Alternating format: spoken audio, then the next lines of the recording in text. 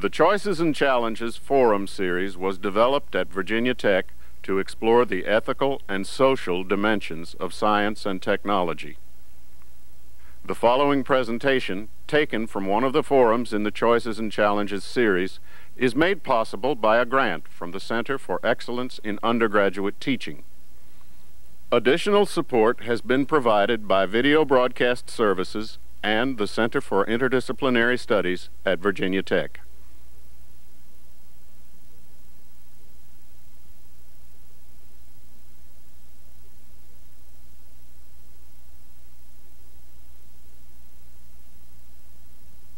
I'm not going to talk about intelligence, really. I'm going to use the word in quotation marks for a few minutes, and then I'm going to get beyond that particular open-ended concept, which has too many meanings to too many people, and it's such a value-laden term that I don't want to get hung up on the word intelligence. I'll tell you in a moment what I will be talking about. This concept of intelligence is a very value-laden word. In fact, in surveys, the American public has rated it as second only to good health in their hierarchy of personal values.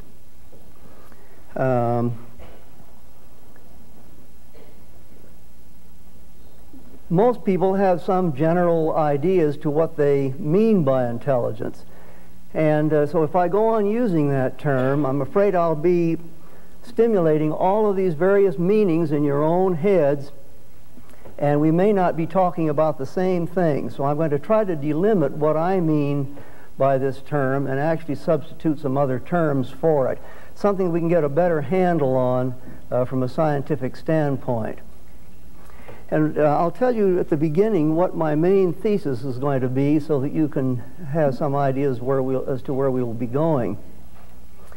I'm going to argue that if what our intelligence tests or IQ tests measure is correlated with a host of other things that have nothing to do with IQ testing or with the statistical mathematical techniques that go into psychometric analysis of tests, such as factor analysis, that if we can show a number of correlations between our tests and other factors outside the realm of psychometrics, that we are dealing with a fact of nature, hence the topic of my talk, intelligence is a fact of nature, rather than merely an artifact of psychometric tests and the particular things that tests were explicitly devised to measure, such as scholastic performance, job performance, and so on. All of these things that are well-known correlates of intelligence, in quotes. Let me begin now by showing a figure here that will help to delimit what we're talking about.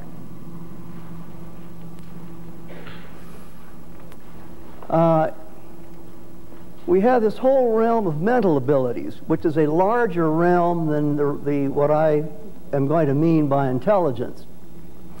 By abilities, I simply mean some kind of behavior in response to a task situation that can be rated in an objective way as better or worse, regardless of the value of the particular behavior. Whether you value it or not, or whether it's important in any socially significant sense or not, is irrelevant here. It's simply some kind of behavior that can be objectively rated. By objective, I simply mean that all people observing the behavior can agree on some properties of it. For example, we can all agree that a digit span memory of 7 digits is larger than a digit span memory of 5 digits. Everyone would agree to that. And that a reaction time of 200 milliseconds is less than a reaction time of 300 milliseconds in response to a stimulus. Or that the answer of 4 to the question, what is 2 plus 2, is a better answer than the answer 5 or 3 or some other answer than 4. So that's all I mean by ability. It's an objectively rateable or scalable item of behavior in response to a task, situation that's posed to the subject. By mental, all I mean is that the performance is not mainly dependent on, or variation in performance, individual differences in performance, is not mainly dependent on differences in sensory acuity or motoric capacity, motoric strength and agility, per se. That's all I mean by mental. Now you'll notice that intelligence, there's intelligence A and intelligence B up here. Mental abilities, incidentally, is a broken circle. It's very open-ended because we don't know what all constitutes mental ability. Someone else can come along with something besides harness racing predictions as another example of mental abilities. That's an open category. And all kinds of things will qualify as mental abilities. And so we can't talk about mental abilities as a unitary concept in any scientific way. We have to delimit the area a little further than this. So we go down to what I'm going to classify as intelligence B. Now, intelligence B consists of our popular conceptions of intelligence as knowledge, comprehension, problem-solving ability, all of these kinds of things, which are affected by a host of factors, by education, cultural background factors, personality traits, motivation, interests, and so on. It's a very large kind of category of abilities affected by many things that may not be central to the core of what we mean by intelligence. And it's also a broken line indicating that it's somewhat open-ended. It's not a completely closed kind of category. IQ there is what is measured by our standard tests of intelligence, or IQ as we call it. IQ has become a bad word and a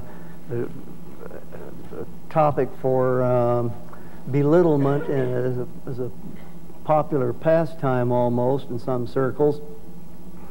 And the IQ tests attempt to measure this intelligence B. They attempt to measure what I'm going to call intelligence A also, but they do so in terms that can be understood in terms of intelligence B, the common sense notions of intelligence as knowledge and comprehension and problem-solving ability, reasoning and all of that sort of thing. IQ is affected by many other things that are of a non-intellectual nature, personality factors, anxiety, momentary physiological state, and education, cultural background, all sorts of things such as that.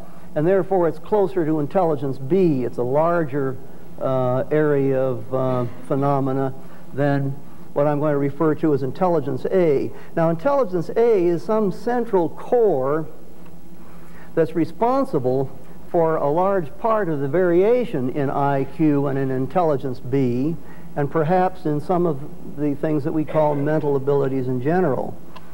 But this central core is best thought of at this point as a hypothetical construct, in the same sense that the gene was a hypothetical construct for many years between the time Mendel discovered the laws of heredity and the time Watson and Crick discovered the molecular structure of DNA, the molecules that make up genes. And until that time, the gene itself was just a hypothetical construct. Gluons, positrons, quarks, all kinds of subatomic particles are also merely hypothetical constructs. I really shouldn't say merely. Hypothetical constructs are very important in science and no less important in psychology. And what I'm referring to as intelligence A, this core that lies at the in one part of this whole realm of mental abilities, is a hypothetical construct at present, which is not completely understood in the sense that the gene is now understood. Now, how can one come closer to measuring this hypothetical construct, this intelligence A, which is measured in part by intelligence tests, but intelligence tests measure more than that. Well, one way to get at this hypothetical intelligence A is by averaging scores on a large variety of different mental tests. As large a variety as you can possibly make up. The larger the number and variety of the mental tests, the better estimate you will get of this intelligence A. And the most sophisticated way for averaging a large number of test scores such as this was invented by Charles Spearman way back in 1904, and it's called factor analysis. And factor analysis really gives us a weighted average of a large number of mental measurements, whatever measurements are put into the hopper. And this weighted average, the weights consist of the degree to which any one test measures what all of the tests are measuring in common. And Spearman called this common factor G for general ability.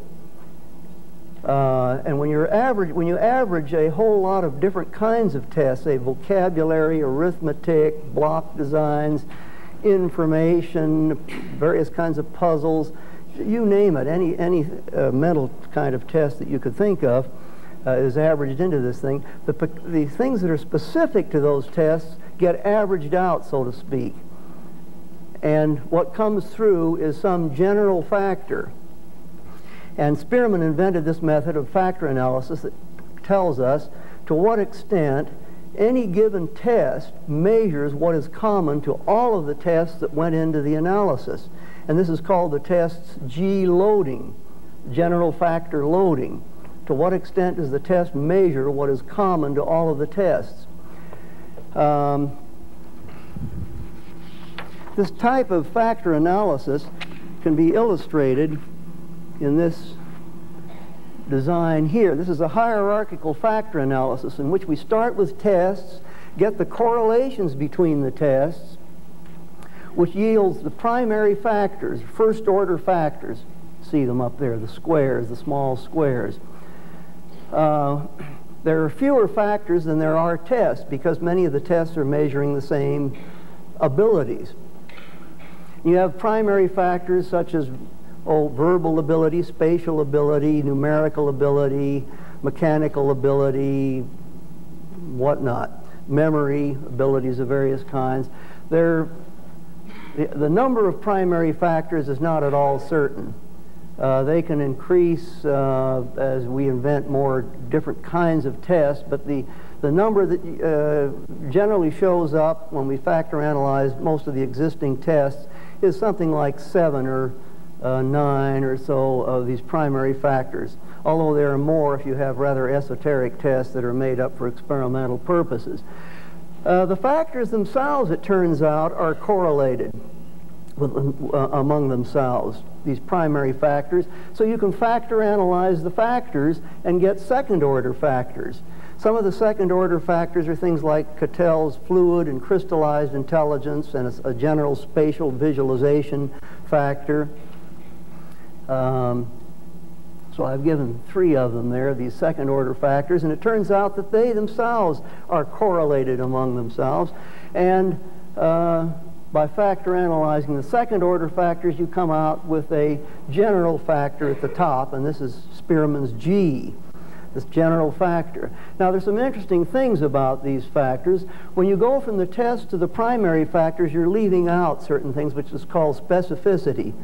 It's whatever is peculiar to the individual tests and cannot correlate with other tests. So it's left out, and you get to a higher level of abstraction at the primary factors. The primary factors, however, can still be described in terms of the characteristics of the tests that went into those primary factors. Verbal tests form a verbal factor, and numerical tests form a numerical factor, and spatial tests form a spatial factor, and so on. The factors can still be described in terms of the characteristics of the tests. When you get up to the second order factors, you're at a still higher level of abstraction, and it's more difficult to describe the factors in terms of the characteristics of tests, because things in the primary factors are left out again. And you're at a higher level of generality. By the time you get to the general factor, the G factor, you can't describe it at all in terms of test characteristics.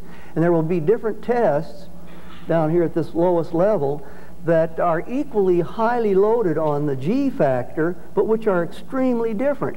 The two most highly G-loaded tests in the Wechsler battery, you probably all are familiar with the Wechsler battery, are vocabulary and block designs. Two tests that look very different. One's verbal, one's nonverbal, one's a performance test. They're extremely different kinds of tests that seem to have nothing in common with each other, and yet they're the two most highly G-loaded tests. They're correlated very highly with whatever this factor is that's common to all tests. Now, one could go on talking for hours about G, at least I could. It's a big topic in itself, and I've written a good deal about it, and many other people have. Spearman wrote a whole book about it, really. So I'll have to go beyond that now and tell you about some of the correlates of this G factor. First of all, we know that the G factor is highly correlated with scholastic performance. In fact, the active ingredient in predictive validity of our intelligence tests is this G factor. We know that if you partial out the G factor, get rid of it statistically, which is the only way you can get it out of any mental test. All mental tests have some of that G in them, and it can be partialed out statistically. And when it is partialed out, the tests lose nearly all of their predictive validity. There's very little validity left for predicting scholastic performance, job performance. Nearly all of the criteria for which tests have practical usefulness depends upon the G factor. And people who are interested in something, reading something along these lines further, are referred to the coming December issue of the Journal of Vocational Behavior, which is devoted entirely to the role of G in vocational prediction and guidance. And it's the key factor in the practical usefulness of all kinds of mental tests. With these tests without G are of almost useless worth. So I'm going to be talking the rest of this lecture about G, and I'm going to tell you about some of the correlates of G that are less well known than the ones for which G-loaded tests have been made up. Many tests have been made without any reference to G, but they're still highly G-loaded.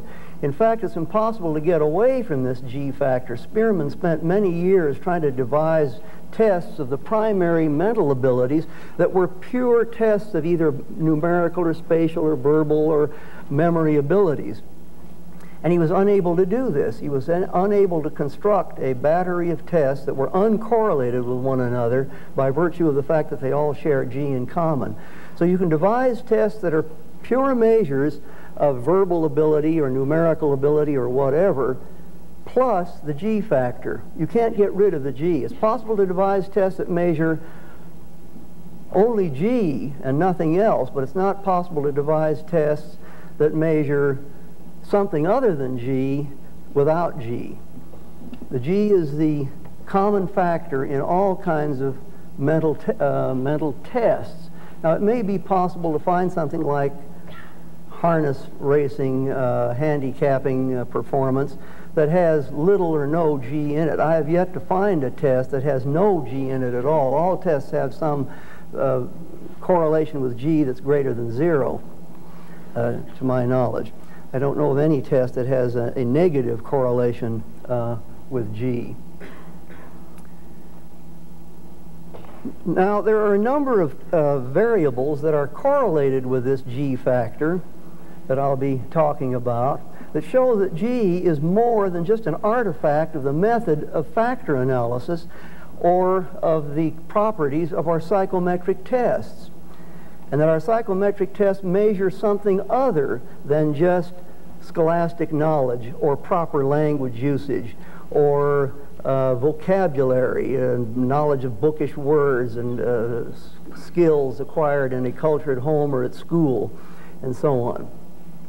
The tests measure something more than this, as shown by the fact that these tests, and particularly the G factor of the tests, not the other factors that can be extracted from the tests, are correlated with a number of physical variables, physiological, biochemical variables, that they were not intended to be correlated with. No one had these things in mind when the tests were made, and these correlations often come as a surprise to people.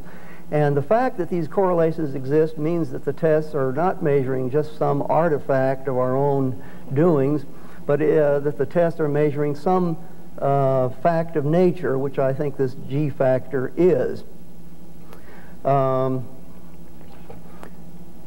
What are some of these physical correlates?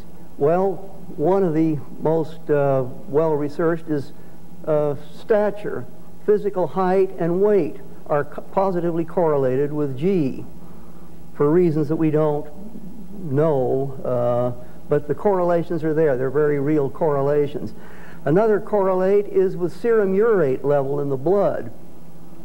There have been about 35 studies now showing that the amount of uric acid in the blood is correlated with IQ and with the G factor. Cranial size and brain size are correlated with G. Low correlations, but the correlations are real. Another correlation that is less well known is with myopia or nearsightedness. And we found that this is a correlation that exists even within families, which makes it a more important kind of correlation. It's a pleiotropic correlation. That is, brighter children in a family tend to have a greater tendency to be myopic than the less bright children in the same family. We just did a study of gifted children who have greater myopia than their non-gifted siblings. Gifted children being children with IQs over 135 on standard tests. Another one of these correlates is a tendency to have allergies. Gifted children have more allergies than non-gifted children. Let's see, are there any other of these physical correlates? Well, I can't think of any. There are others, but blood types are correlated with intelligence. It's possible to predict IQ with a correlation, a multiple correlation of something over 0.5, fairly high prediction, just by knowing half a dozen blood types of the individual. Take a blood sample, you can predict IQ from the blood sample to some extent. These correlations are not at all well understood, but they show some biochemical associations between intelligence and body chemistry and other physical and physiological and anatomical characteristics. Now, the interesting thing is that most of these correlations are dependent on this G factor and not on other aspects that are revealed by factor analysis. And so I'm going to go through a number of such factors and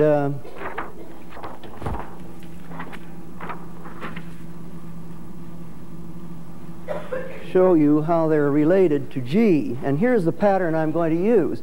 Here's test G loadings along the baseline, and here's test correlation with the G factor along the ordinate of the graph. And here's a correlation of 1, perfect correlation. You know how a correlation scatter diagram looks. And in a perfect correlation, all of the dots lie on the straight line. So we have test G loadings are perfectly correlated with the G factor, the degree to which the test is correlated with the G factor. Now, the reason that correlation is 1 is that a test G loading means the same thing as a test correlation with the G factor. So there's nothing remarkable in that high correlation. It's simply a tautology. But that's the pattern I'm going to use, and I'm going to use this same framework for all of the rest of these relationships. Here's one.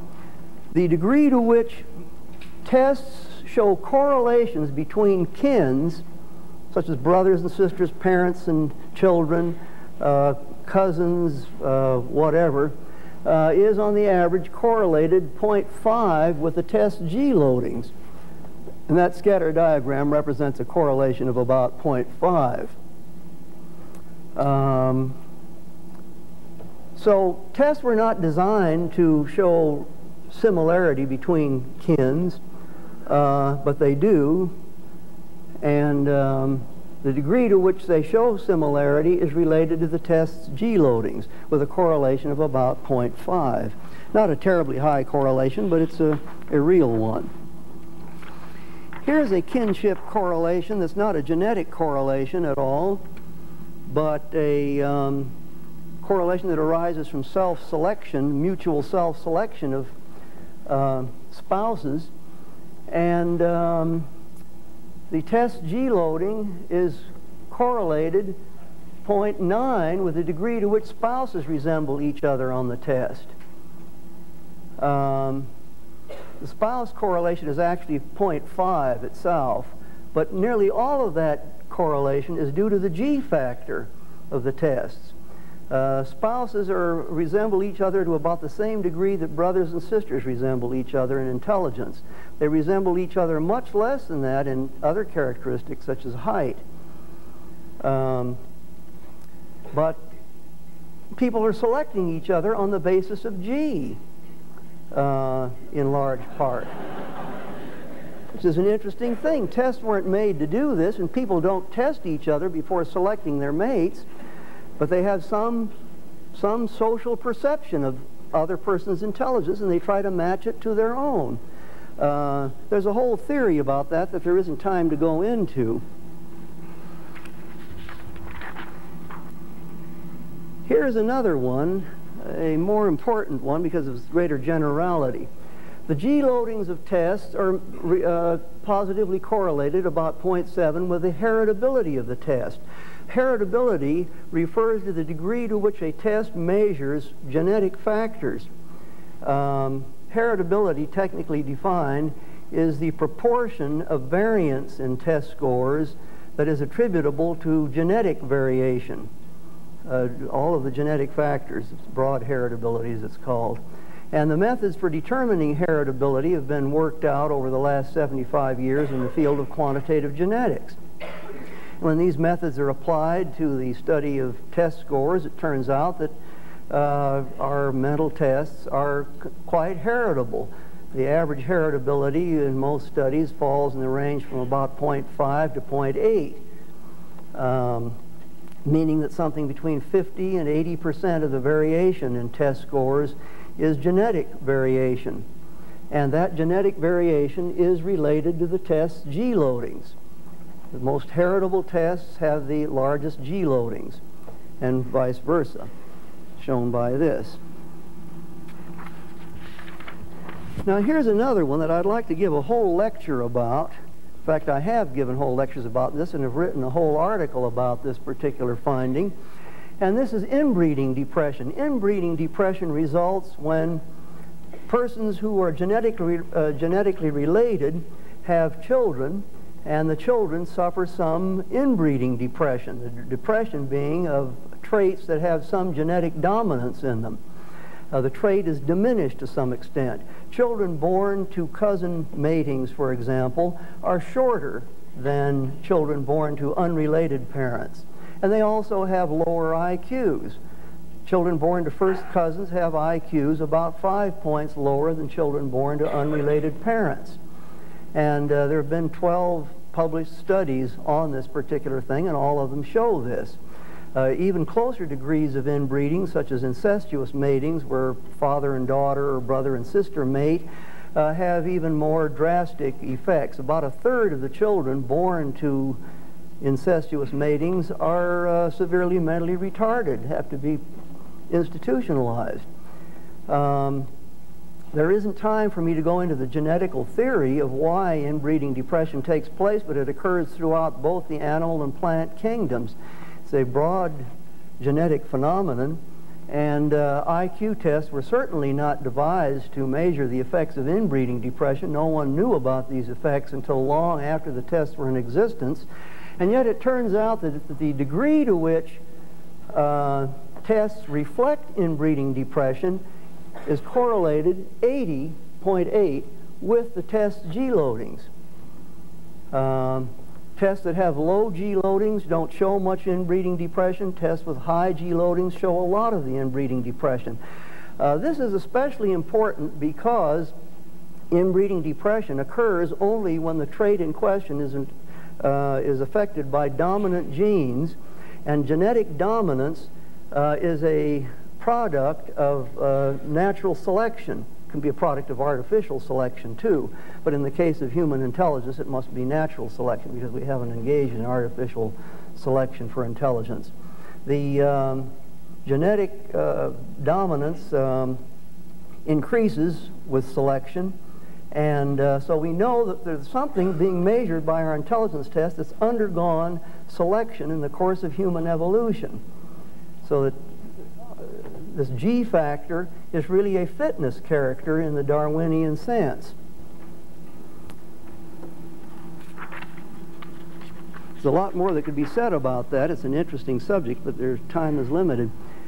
Now, we've been doing a lot of research with reaction time measures, and the importance of these measures is that the tasks are without any intellectual content to speak of. They're such simple tasks as removing your finger from a push button when a light goes on, or when one of two or more lights goes on and you're uncertain as to which one's going to go on. These very simple measurements are correlated with IQ, and they are especially correlated with the G factor. In fact, the interesting thing is that they correlate only with G, and if you take the partial of G out of the IQ tests, there's no correlation left with the reaction time measures. And the degree to which reaction time measures are correlated with various mental tests, say the Wechsler battery, 12 different kinds of tests, is about 0.8 on the average. So that these reaction time tests are measuring this general intelligence factor, or G, we don't have to call it intelligence, this general ability factor, even though we're measuring it here without any intellectual content. The subject doesn't have to know anything, he doesn't have to have any prior learned skills. Everyone can do the task, and the tasks are so simple that they all can be done within 1 to 1.5 seconds. That's how trivial the tasks are. Really hardly anything that could be called thinking could go on in that time, and yet these tasks show significant correlations with IQ tests and with this G factor. 1 second is about that interval. The stimulus has been presented and the subject has responded all within that time. And the the speed of response is correlated with intelligence. Gifted children, we find, are much faster than their non-gifted siblings in doing these things, and just taking their finger off a button when a light goes on. Some people think that gifted children, for example, simply know more scholastic knowledge. They've learned the tricks of studying and this, that, and the other thing. Well, that may be true too, but they also differ from non-gifted children in this very fundamental ability to respond to stimuli. It's information processing speed at a very elementary level of information processing. The basic speed with which information or external stimuli are apprehended and so forth is reflected in this G factor. Now we come to a task, and I've got to hurry up here. I started a little late, so I'm not going to go over the time that was allotted me. We come to a task that isn't even a behavioral task. The average evoked potential, the habituation of the amplitude of the evoked potential, In this task, the subject merely sits in a reclining chair in a semi-darkened room with an electrode glued to his scalp. And that's all he does. He just sits there, and he hears clicks, just clicks like that, go by every few seconds. And the electroencephalogram measures the speed with which the brain reacts to those clicks and the amplitude of the reaction. The habituation of the amplitude is the difference between the first 25 and the second 25 trials, the first 25 clicks and the second 25 clicks. The amplitude decreases as the person goes on hearing these clicks. His brain responds less and less to each one. It responds each time, but the size of the response, the dispersion of the needle in the electroencephalogram, gets smaller and smaller in response to each click. And so the difference between those two measurements, the first 25 trials and the second 25 trials, is the habituation index. And that is correlated 0.8, or the degree to which tests are correlated with that habituation index is correlated 0.8 with the test's G loadings. In other words, and these are the Wechsler tests that this was done on, the 12 Wechsler subtests. The tests with the largest G loadings show the highest correlation with this habituation index of the evoked potential, which is a purely physiological measure, an electrophysiological measure. The person himself does nothing. There's no overt behavior on the part of the subject. Another measure of the evoked potential is the complexity of the wave that's formed after each click. This can be measured by the length of the waveform. You have a click and then the wave in an epoch of 300 milliseconds. It's measured over that long a time, 1/3 of a second approximately, how long the wave, how many wiggles there are in the wave. And this complexity of the evoked potential, the degree to which tests are correlated with that is correlated 0.95 with the test G loadings. Very high correlation. So here G is or well, I put it the other way around. The evoked potential is a good measure of the extent to which tests are loaded on G, correlation of 95. All right, so far I've mentioned things that may seem only of academic or purely scientific interest. But another important discovery, actually made many years ago, but one which I have revived and investigated much more intensively than it had ever been investigated before, is this relationship. The correlation of the black-white difference on various tests with the test G loadings. Spearman originally observed back in 1927 that the size of the black-white difference on various tests differs. It's not the same. It's on the average for our IQ test, it's about 15 points or 1 standard deviation. But it differs from test to test. It's larger on some tests than on others. And Spearman wondered, what is it that makes it a larger difference on some tests than others? And he hypothesized that the tests that are the most G-loaded will show the largest differences. And so I have investigated that in a large number of studies, published an article on it a year ago in the Behavioral and Brain Sciences, and the average correlation that's found over all of the studies is 0.59. But we've just done a study based on 24 tests on large groups of black and white children matched for age, sex, and social class, and find a correlation of 0.77 between tests G loadings and on 24 different tests and the magnitude of the black-white difference on those tests. The larger the G loading, the larger the black-white difference. And you get this correlation here of 0.77 between these. That article is now has been submitted for publication in Intelligence, but I'd be glad to send it to anyone who wants a preprint of it. This has certain important social implications because G-loaded tests are used in selection in industry, in school, so forth. And here's an example of one. Wunderlich personnel test, which is one of the most widely used tests in industrial and personnel selection. And here are the distributions of raw scores for large black and white samples, 38,000 blacks, 142,000 whites, approximately. And there are the distributions of scores. And an average difference between two populations such as this results in large differences in the proportions of persons who fall above or below a given selection threshold. If, for example, the employer selects persons for a particular job with scores over 25 on this test, he will be selecting about 50% of the white sample, but only about 16% of the black sample. If you draw a line up from 25, cutting score. So even rather small differences in the means of overlapping distributions like this result in great disproportions in the percentage who fall above some given cutoff point. And the further out you move, the greater is this disparity. So this has considerable social consequences and departures from parity in employment, in